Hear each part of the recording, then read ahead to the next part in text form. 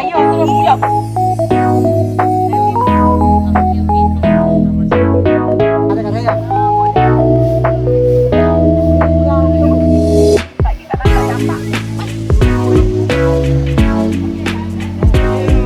Selesai untuk menyambut tibaan rombongan daripada Penang, geng-geng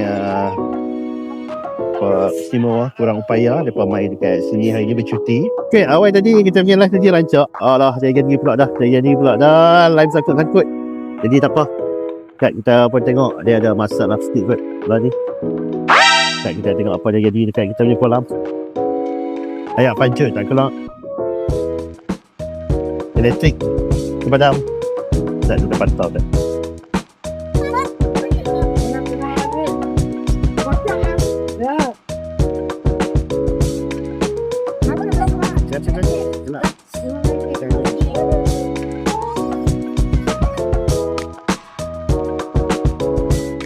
Kemeriahan pengunjung yang main hari ni. Okay, jadi kalau tengok belakang di pondok-pondok kita pun meriah.